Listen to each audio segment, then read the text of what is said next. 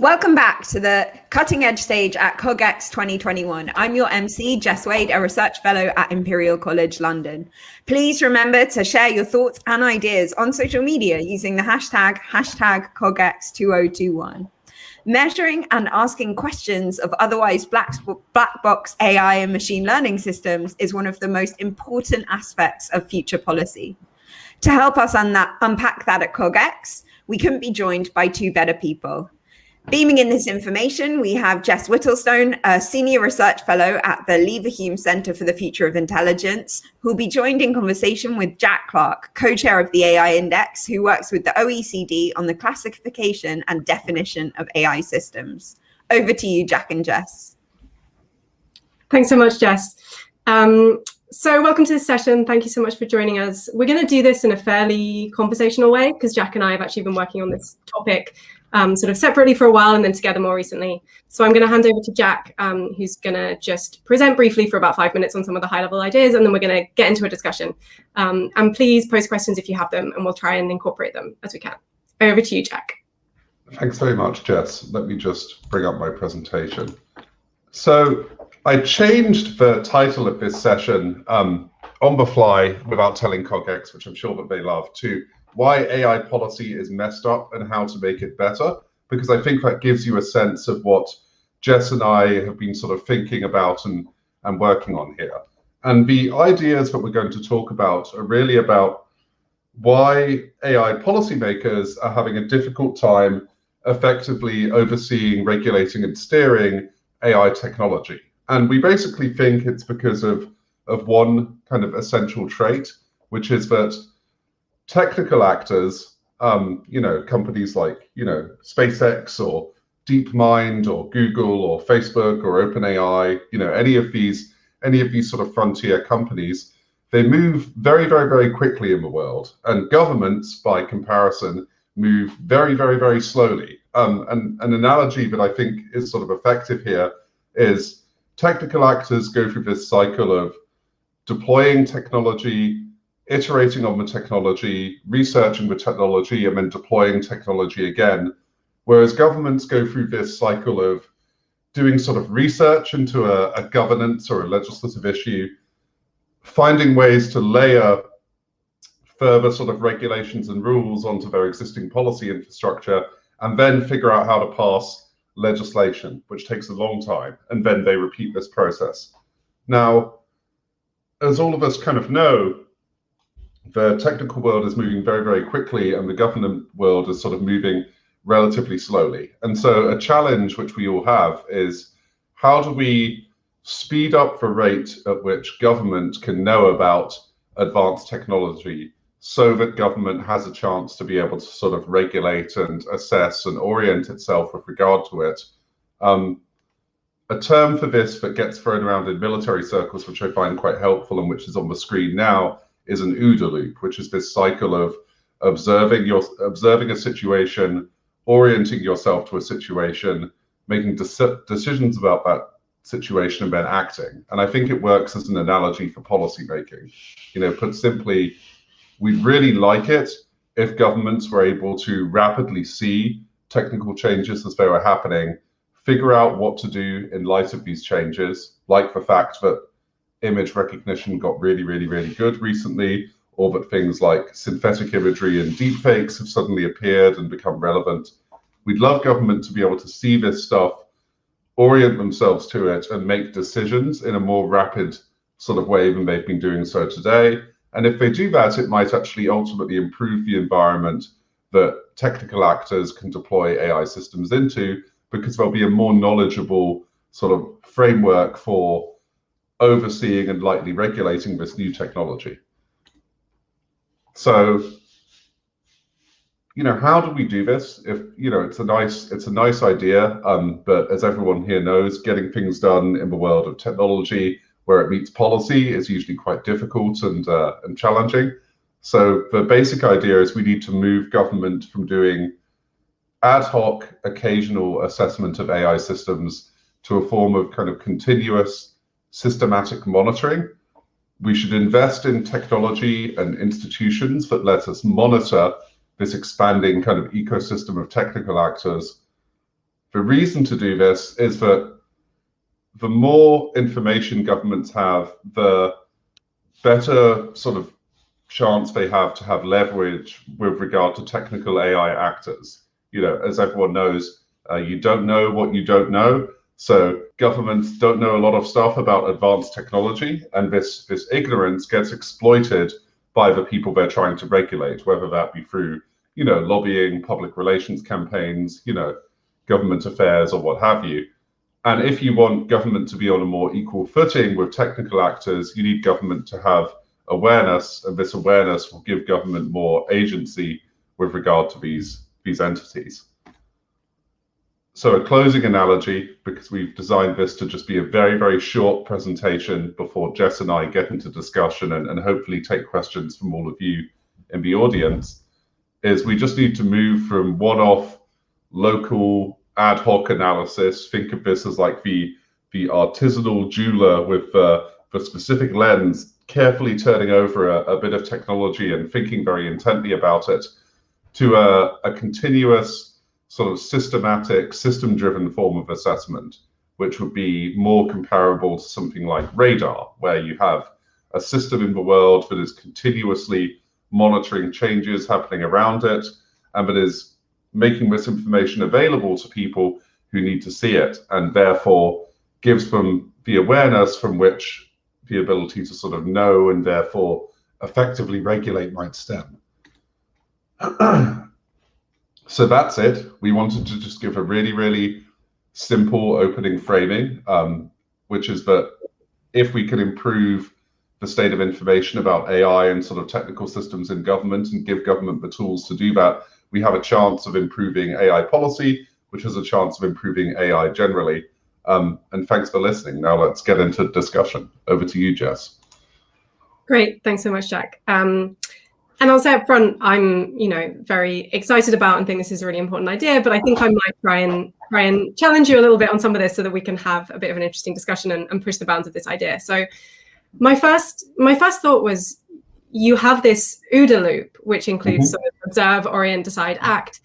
It seems, at least initially, that what you're proposing, which is like these better systems and processes for gathering information, is really only improving the first two steps. Maybe the first one, maybe a bit the second step of that loop, right? It's helping government to better observe what's going on and maybe better orient it towards it. But it's not immediately clear that it helps with the second steps, like actually making good decisions and acting faster. And it seems like maybe there's still things inherent to the way government works that makes that decision making and acting slow. So like, would you agree with that? Do you think that's true, but it's just you have to start with information? Do you think it actually can kind of help speed up that broader process?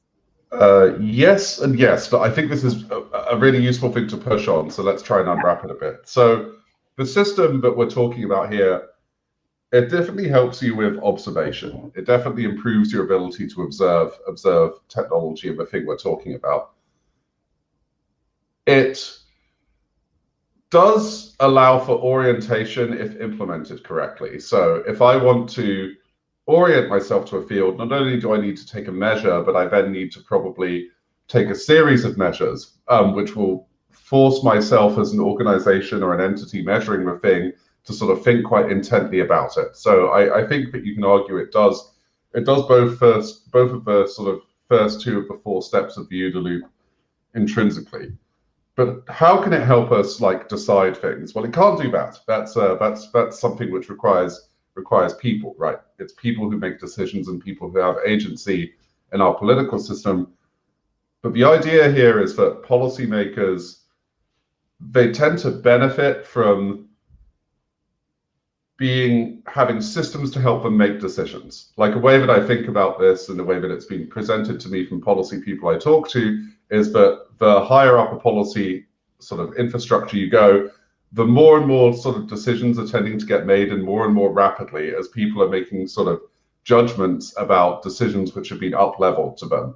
And for some things, like think of this as monetary policy, we have a load of abstractions which regulators use to help them make decisions, like inflation, different forms of measuring inflation, like the CPI number or other things. And so we've created these systems of organizing information to make it easier for policymakers to make those decisions. And so this measurement idea is it's one way to naturally take a load of information that exists about AI today and force it into a format which is going to increase the likelihood a policymaker makes a decision using this information. And then from that decision, action might follow. So I think it increases the chances of decisions getting made and therefore actions being done. But there's the old adage of you can't lead a horse to water and make it drink. You know, some policy issues, no matter how much information you provide about them, it may not be the right time or the right place for any decision to get made. But this system would increase your chances of knowing even that basic aspect of whether some things are tractable or just not tractable in the current political environment. Yeah, that makes sense. I guess what this is kind of getting at, though, is that the way that you design a system for government to be doing better monitoring and measurement, it is really important to think about how does that actually get integrated into policy making?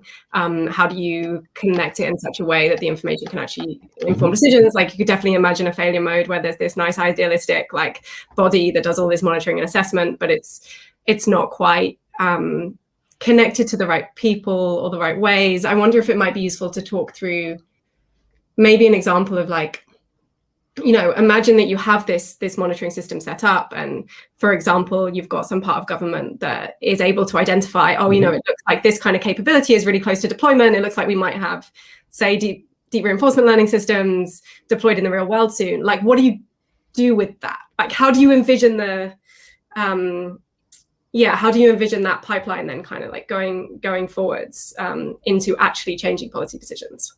Great question. Yeah, I think that there's like a very gnarly plumbing problem here, where a really bad form of this would be sort of a white elephant, right? You invest a load of money, you have an amazing measurement institution, it produces huge amounts of reports, some of which are read, a minority of which, and nothing happens, except for lots of presentations and talks at places like, you know, where we're talking now. That would be a failure mode, right? Like, you really want to be in a situation where the system's actually working and changing policy.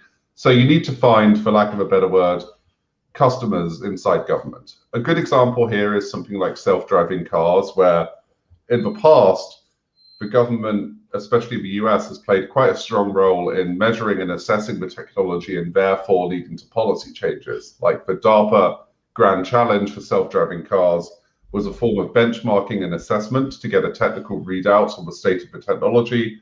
It led to a series of changes in regulation and funding because it created information. And so that was partly because it had a customer, like DARPA has a bunch of customers, virtual customers, you know, around like policy infrastructures who want to know certain things. And then there are also other vested interests that were sort of interested in this information. And as the information was generated, made their own decisions to sort of pull it into reality. So I think that challenge here is the same. We need to create institutions, or an institution that is effectively dovetailing into existing policy things. So an example that in the UK context might be, we have something like NHS-X, which is the initiative to get the NHS to do a load more sort of high-tech stuff, especially on data-intensive technologies like AI. NHS-X could be the sort of virtual customer for such a monitoring thing, where the monitoring thing might have the task of, let's go and do a shallow assessment and measurement exercise of all of the ways AI is being applied to healthcare and where it might actually be useful for the NHS to do something and where not. And then it can provide those insights to this agency or this group. So I think it's like that. And I think any such initiative will need to be both created in the right setup within government, that it naturally has those relationships, and it will also probably need a person leading it who's going to be networking across government to ensure that it's actually producing stuff that's relevant. Yeah, absolutely. And I like that idea of emphasizing that, like, you know, it needs to be government departments or bodies making decisions as customer, and what you're monitoring and measuring does need to be driven by that, rather than, I don't know, academics' abstract ideas of what we should be monitoring. Well, we need those as well, just to interrupt briefly. Like, there's all this information being created today, and there isn't any single entity synthesizing it. So I think there's like a lot of value being left on the table in both the private sector and in academia, where these things can be brought into the world and sort of brought to people who can make decisions more effectively if this stuff existed. Sorry for interrupting.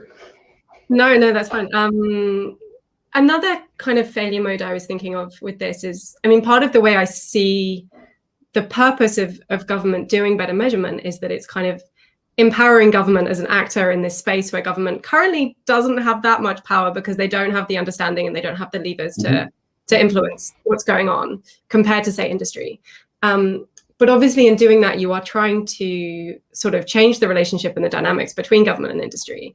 And that could go wrong in various ways, right? Like it could actually make the relationship more adversarial if industry tech companies feel like they're being monitored in a way that they don't want to be. That might also drive companies to try and sort of like influence the information that they're producing in such a way that it paints them in a certain light. And there was a question that came in about, do we need to also be thinking about changing the principles behind the way these systems are being designed so that they can enable more reliable monitoring? So, I mean, there's a kind of a couple of different questions there. But yeah, how do you think about how this is going to change the government industry kind of dynamic and ways that could go wrong, and also like what needs to be being done on the sort of the design side? Yeah, well, since it's the end of the day for CogX, let's get into like a really simple subject like quantum mechanics, just for fun, but bear with me. Great. It's this phenomenon, right, where anytime you observe anything, you change the system being observed. Like this is just this, it's a sort of soundbite from quantum land, but I think it actually has a lot of relevance here. So if the government tries to measure and assess a load of stuff around AI today, it's going to find some stuff's easy and some stuff is hard. And some of the stuff that's hard might be things that the government really cares about measuring. Like an example could be that's of just particular relevance right now, and I'm sure in the coming years, is issues of fairness in AI systems. Policymakers are elected to ensure, like, notionally to ensure like an equitable, governance system for a country and for their constituents. And so AI systems, like any system we have in society, will be evaluated for their ability to be fair and to have effective, fair procedures for how they make decisions and how they do things. Say you have this AI system and it tries to measure a load of AI services being provided by a variety of AI companies.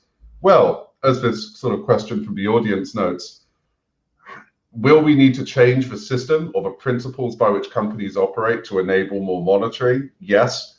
I don't think we can change that a priori by coming up with some like grand plan for how stuff will need to be reformulated.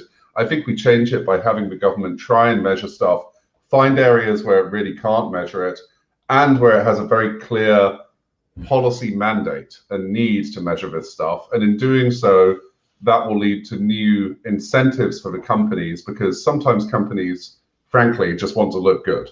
They may notice there's a discrepancy between how the government monitors their AI systems and how, if they could expose a deeper form of monitoring, it might actually make them look better because they might have invested a lot in this technology. Conversely, some companies might want to hide, and it's going to make it very obvious to the government which companies are trying to hide when the government tries repeatedly to measure and assess their systems, and the company finds a million different excuses for why the government shouldn't do that. So I think that this tool will change the incentive structure for companies and will change how certain things get built. But I think that that's part of the design of it, is it provides that driver to do that.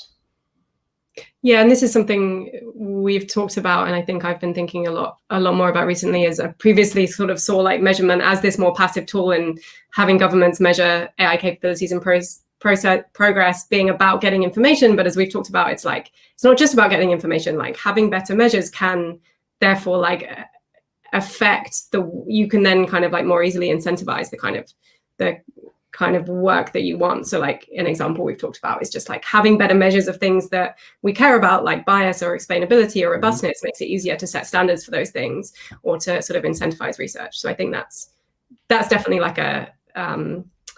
it's a feature, not a bug of the process. Yeah. And sorry, go ahead. Well, so I guess there's another question that came in that was again sort of pushing or like talking about a possible failure mode, right? So this idea that AI monitoring could end up making government more fearful and so more likely to regulate AI harshly. I guess just like my brief 2 cents on this is that I think that like the way I think about better measurement and better information for government is that actually it's going to help make better decisions about regulation. And I assume in general that that's going to be less sort of fearful. I think I worry more about the opposite, which is not having enough information. And so feeling like things need to be regulated really, really harshly. It feels to me like government having better information about what's going on in terms of sort of progress and capabilities and in applications makes it probably easier to use softer non-regulatory tools to do better impact and risk assessment, to not have to ban things, to be able to see sort of like more sensitively where the issues are. But yeah, what do you think, Jack? I think I probably net out in a similar place as you, Jess, where ultimately really surprised policymakers tend to do really wacky and bad stuff. And I think that this is a system that ultimately reduces the potential for surprise, especially about capabilities that are kind of strategic. And I'll give you an example from another project I'm doing right now, where I'm doing a big bibliometric analysis of areas where the US and China and other countries are publishing. And I'm not just doing this at the level of AI writ large, I'm doing it at the level of like highly specific technical capabilities within something like computer vision or within something like, you know, generative models. And the reason for this is that in America and the West writ large now, you have lots of these like weird claims about authoritarian nations and what they're doing with AI, and it's leading to occasionally an authoritarian nation might do something and it'll lead to a quite significant policy response, which is sort of motivated partially out of surprise or a lack of awareness. And what I'm showing with this bibliometric analysis is that objects in the rear view mirror are closer than they appear. You know, many nations which were perceived to be like not that good at this stuff are actually much better than you'd think. Many of these capabilities are much more globally diffused than you'd think, especially from the perspective of US policymakers who tend to sort of presume that America has more of a lead than it does in some of these areas. And so I think if you produce better information, you basically improve the quality of the conversation and reduce the likelihood of people being really surprised and taking really drastic actions. And my final note on this is, I think where we are today is actually an incredibly dangerous place. Like where we are today is a world where a very small number of private sector entities have a huge amount of information about AI. You know, I used to work at OpenAI, which is obviously a leading AI lab. I was regularly quite surprised there by how much we knew relative to government actors, and it made me extraordinarily uncomfortable because I just thought to myself, wow, like the wider these gaps grow, the more surprising we seem to them and they seem to us, and we're like in the same country. So how does this seem for like other players from other countries and other governments? It feels very, very chaotic. So yeah, there is a risk of, by making stuff legible, you create bad policy responses. But I think that where we are today is actually more dangerous than the world we'd head into if we built this system. Yeah. Yeah, and I guess this comes back a bit to what we were talking about at the beginning, which is, you know, better information is an important input into better decisions. It's not the only one. Obviously, you can still make bad decisions with good information, but it seems like for AI policy right now, it's like a really big gap, and it's something that actually is kind of tractable. Like we could just have a lot better information, which would lead to a lot better decisions. Yeah, I mean, it's not like it's like chemistry or biology where it's actually really expensive to measure stuff there, and you need like a lab, and it's horrible. It's really complex work. It's really slow. Like AI is embodied in software, and everyone publishes papers. Like it's cheap as well to monitor this stuff. Yeah, I wonder whether like actually it could be useful to sort of dig into a bit more specifics, because this can also be a kind of abstract idea. Like what are some of the kinds of things that you think about, like where just like there is data out there, government could be using it, government could easily be like, what are the kinds of things that you would be putting first sort of on the agenda of a government's like measurement sort of priorities initiative? Yeah, I think one of the things I do is I'd find ways to measure the advance of synthetic media production in different domains, ranging from text to image to audio. And that's because, one, this relates to some political concerns that are kind of contemporary, so there are already customers. People want to know about things like deepfakes, disinformation, some of these issues.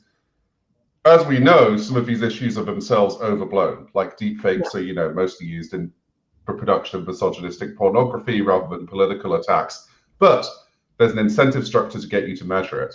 But more broadly, we know that the advance of synthetic media is going to have an impact on creative industries. It's going to have really interesting impacts on copyright.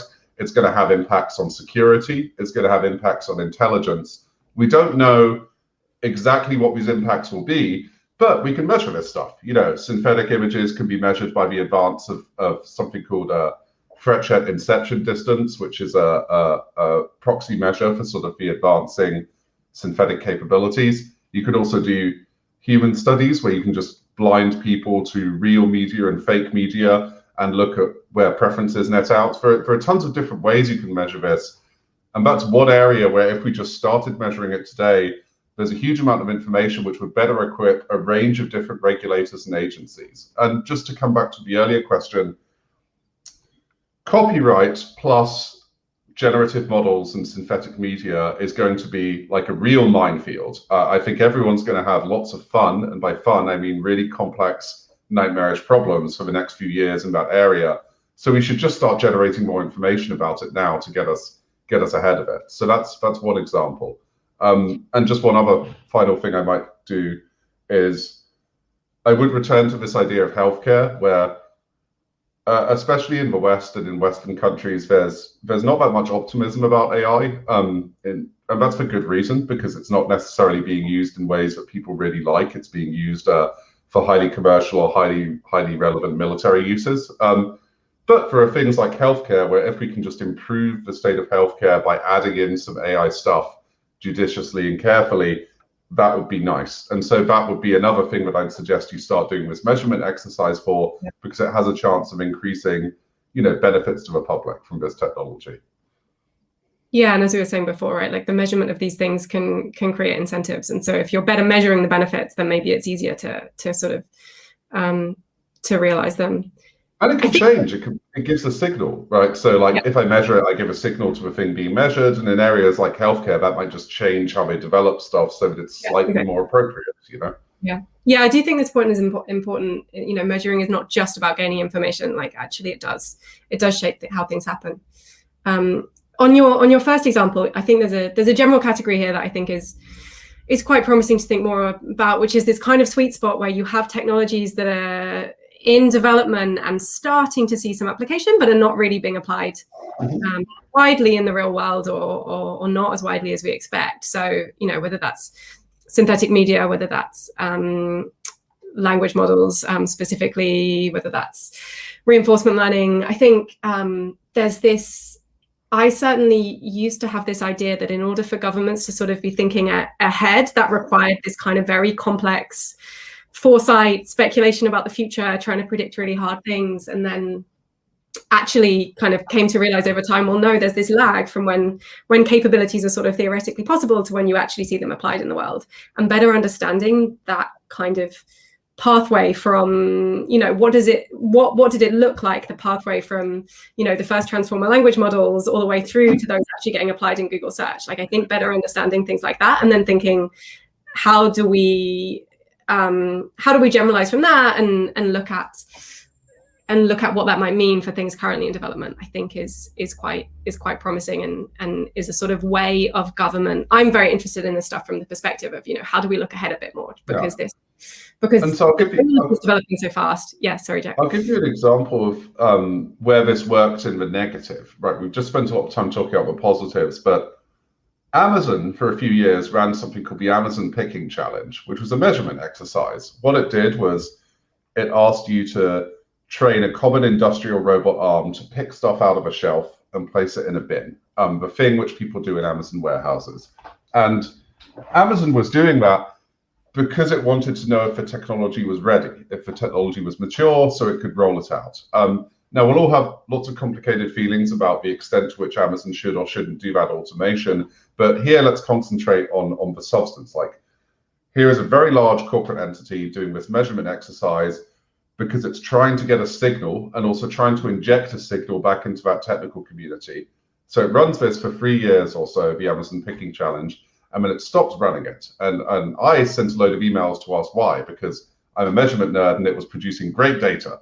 And what I understood from some people was, well, it was pretty clear that the technology wasn't actually very mature, that these robot techniques were going to take a lot longer to become relevant than I think people had thought when they started doing the competition. So they stopped doing the competition because they kind of took a step back and they realized they needed to do another attempt at this. And so I think doing this active measuring and assessing can also provide really valuable information that busts hype, or that tells us when technology is far less mature than we've been led to believe. And that feels useful, especially given where we are now, where there are lots of capabilities about AI being hyped up way more than they should be. And there are probably some capabilities which are being hyped up way less than they should be, because we just don't know the rates of progression in these different domains. Yeah, and I think that relates to a point about a potential benefit here, not just being better policymaking, but also better communication with the wider public about what's going on here and what people should be concerned about. And I definitely see this aim of like generating better sort of wider information about what's going on with AI as partly being part of this broader attempt to like involve more more different people in society have a say in what's happening with AI, right? Because fundamentally, when you talk about this asymmetry and all of this information being concentrated in a few tech companies, that to me doesn't sound great. Even if those tech companies have the best of intentions, it's a very small group of people sort of influencing this potentially hugely impactful technology without much oversight. Yeah, I mean, we got a question from the audience saying, do you think companies actively avoid reporting to avoid being legislated against? Why aren't companies self-legislating to an extent, keeping each other in check for ethical applications? I think it's because this stuff is kind of really hard. I think one of the differences between AI and other technologies is it's very hard to predict like all of the downstream uses of AI. I think of AI as like highly generic tools, like hammers or something. Hammers are like really hard to predict all of the ways that they get used. They're kind of a utility item. And as a consequence, the way that we regulate like big hammers, like very, very large general purpose like construction machines, is actually quite complicated because you can do almost anything with them. So there's lots of licensing and tracking and monitoring and knowing who has what. Similar thing for stuff like explosives used in construction, where they're this utility item, highly useful, has potential sort of downsides. And so companies tend to try and create a regulatory regime for how they'd like their product to be used, but that's not actually going to cover all of the ways that that product could be used by all actors. And so the challenging thing of AI is pretty much everything getting produced in AI now has this sort of dual use characteristic. And so I think though companies are sort of probably mostly making a best effort attempt at ensuring their stuff is used, safely and effectively, it's just too broad an area for any company to hope to have like to hope to have thought through all of the potential problems and issues. And so if we do this sort of measurements and assessment stuff, you increase the amount of coordination that companies can carry out. And yeah, as I think is implicit to the question, you make it harder for some bad actors to just avoid regulation entirely because you create this external force measuring and assessing stuff in this domain. Maybe in the last few minutes, we could kind of talk a little bit about like what we're excited about here. Like, what do you see the vision of? This has come across a bit, right? But like, if you were able to get several governments around the world doing and investing more in AI monitoring, like what do you hope that would enable, like concretely? Yeah. Like how do you see the world of AI policy being different? Well, I think it would change two sides of policy. So there's civil policy and there's like military and defense policy, which I think are two big buckets we can put stuff in. So let's do civil and military first, then defense. Civil and military and defense, then civil. Yeah. So for military and defense, there are questions about like resilience here, like the resilience of our society and how society will change as a consequence of the deployment of AI systems and the eventual weaponization of them, you know, whether that be for the production of misinformation or whether it be the application of AI to robots and drones for kinetic exercises. We need more information here, and governments really need to coordinate. You know, one of the lessons from the Cold War is that it's sort of better to have lots of information but not much. When you have not much information, you end up almost nuking everyone on the planet, and when you have more information, you have like a higher chance of avoiding that, which seems useful. So I think that we can stabilize an increasingly emergent, like combinatorial world by measuring this stuff, and it will slightly improve the stability of these military and security things. And yes, it will let certain organizations figure out effective stuff and wield it faster, but currently that's just happening entirely in the private sector and for a small number of governments who've made technical investments rather than more generally. So we're already in the dangerous place.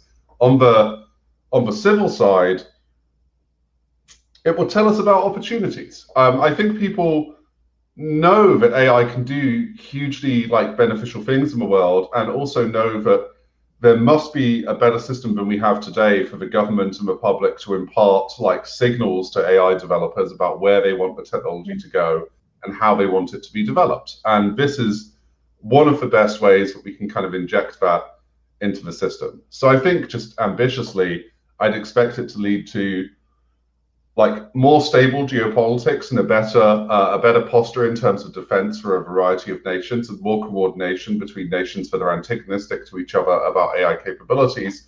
And on the civil side, I think it would make it easier for multiple governments to coordinate about societally beneficial things that they wanted to measure and assess and then deploy broadly, especially in areas like healthcare data, but also in areas like translation and other tools like that. Yeah, that's nice. I think I have tended to think more in terms of the use of this for kind of preventing harms, and I do think, you know, there's something there if we can better measure and the impacts the system's already having on society and better anticipate the things coming down the line. I think one thing I'm quite excited about is being able to do kind of better, more thorough, more rigorous risk assessment and impact assessment. And, you know, as you said, we don't currently have great ways of assessing what's the impact of synthetic media on society. Like I was writing a paper that included something on this the other day, and we were trying to dig into, you know, what actually is the evidence that AI is having negative effects on polarization online. And this is a claim that's kind of thrown around a lot, but it's not actually we don't have good measures of that. So I am excited about better measures of things that might be bad, but I do also think it's nice to also have that idea that we could have better measures in ways that could help kind of government shape things in beneficial ways too. Because when I think about why AI doesn't look broadly beneficial for society to me today, which if I'm honest, it doesn't, it is mostly that it's, you know, it's not that it couldn't be, it's that it's being driven by a certain, you know, narrow set of interests and incentives, mostly commercial. It's not that it couldn't be. So I think that's a really nice note to end on. Yeah, do you have any closing thoughts, Jack? Anything else you wanted to end on before we wrap up? I gave my uncannily optimistic thought slightly too early, so I think I'm about sort of done. But I would like to thank everyone in the audience for sort of asking really good and quite pointed questions as well. Yeah. And Jess, thanks very much for this conversation. And I guess I'd like to be clear with people that Jess and I are working on a top secret project here that will be out at some point, and we're excited to talk more about in the future. Yeah, and definitely get in touch if this is something you're thinking about or interested in too, I suppose. Thanks very much. We'll wrap up there. Thank you so much for Jack and Jess for leading us through the minefield of policy and transparency in technology. My new favorite word is definitely an OODA loop, and I'm going to try and introduce it into our lab settings. Try and say it really fast 3 times and see what happens. I just can't wait to say it. It's just so fantastic. Also, Jack, thanks so much for your optimism about the use of AI in medical contexts, because it's one of our cutting edge topics tomorrow morning. You'll all be sad to know that our virtual time together is over for today. What an extraordinary day of ideas and dialogue, from neuroethics to quantum sensing, from policy making to the physics of planet Earth. The cutting edge stage has completely been where it's at. Again, I have to offer a huge thanks to our headline sponsors, Accenture, BT, Visa, and Quantum Black, who've supported CogX, and also to all of you for engaging in our hybrid festival. If you found inspiration in any of the topics discussed today, please share your thoughts on social media using the hashtag CogX2021. Also remember to return tomorrow when we'll be talking tech in healthcare, ways to identify the next big players in AI, probabilistic programming, and how AI can help us build a fairer future. Hopefully something of interest to Jack and Jess. If you want to know more about our plans for tomorrow, hop on over to our website where you'll find the full schedule for all of our different stages. Okay, that's enough from me. Thank you so much for your attention, your engagement, and your commitment to a tech-enabled, brighter future for all. See you all tomorrow morning.